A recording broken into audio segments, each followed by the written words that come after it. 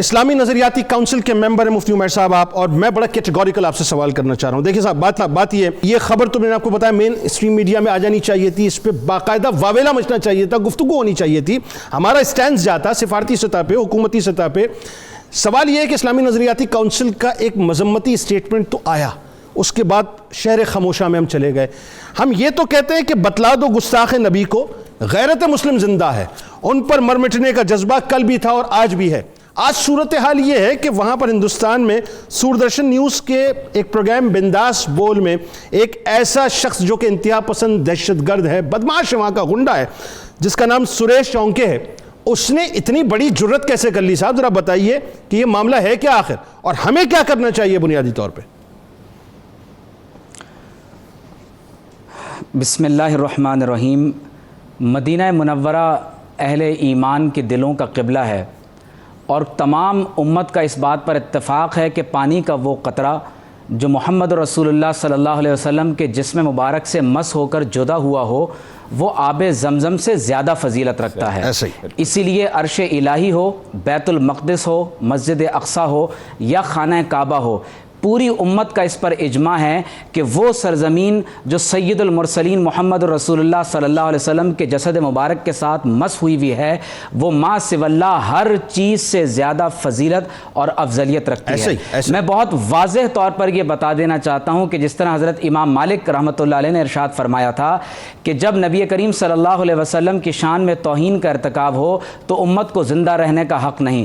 یہ declaration of war ہے، یہ صرف پاکستان نہیں، یہ پوری امت مسلمہ کے خلاف ڈیکلیریشن آف وار ہے۔ اور جس بات کا بار بار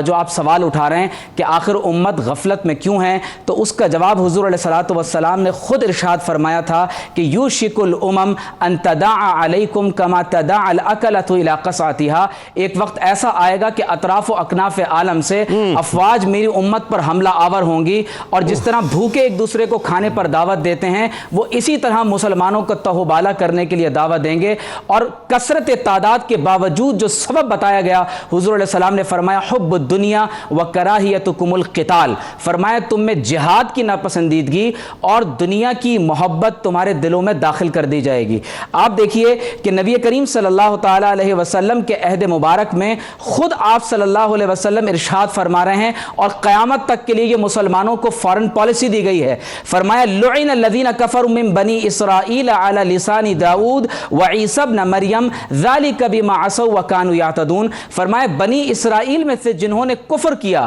اللہ تعالیٰ نے حضرت داؤد و عیسیٰ علیہ السلام کی زبان پر ان پر فرمائی ہے، اور فرمایا کہ یہ سبب ہے کہ انہوں نے اللہ کی نافرمانی کی اور حد سے تجاوز کیا۔ اس کے بعد اللہ فرماتا ہے کہ لَتَجِدَنَّ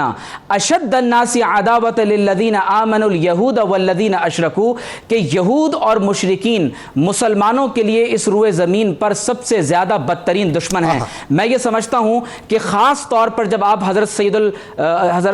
سیدنا عمر فاروق رضی اللہ تعالیٰ عنہ نے جب بیت المقدس کو فتح کیا، اس کے بعد آپ دیکھتے ہیں کہ سن 490 ہجری میں صلیبی جنگوں کے نتیجے میں بیت المقدس ہمارے ہاتھ سے نکلتا ہے، اور سلطان صلاح الدین ایوبی اسے دوبارہ آزاد کرواتے ہیں۔ تاریخی طور پر آپ دیکھ لیجئے کہ جب دشمن کے ناپاک قدم مسلمانوں نے بیت المقدس کی طرف جانے سے نہ روکے، ان کی ہمت اور جرت بڑھتی ہے، وہ حرمین طیبین پر بھی حملہ کرنے کا منصوبہ بناتے ہیں۔ واضح طور پر تمام لوگ یہ بات سن لیجئے کہ جینیسس چیپٹر 15 ورس 16 میں دا پرومس لینڈ کا نقشہ تحریری صورت میں آج بھی بائبل میں موجود ہے، جس میں بتایا گیا ہے کہ دریائے نیل سے دریائے فرات تک، یعنی مصر سے عراق تک، اور کچھ خطے مزید ہیں جن کا ذکر ہوتا ہے، اور اس میں مدینہ منورہ کا نقشہ بھی موجود ہے۔ لہٰذا اگر ہم یہ سمجھ رہے ہیں کہ آج دو ریاستی ایجنڈے کی بنیاد پر فلسطین کا مسئلہ حل کر کے ہمارے مسائل حل ہو جائیں گے، تو یاد رکھ لیجئے کہ اسرائیل کے مقاصد توسیعی ہیں، اور اگر ہم نے ان دشمنوں کے ناپاک قدموں کو نہ روکا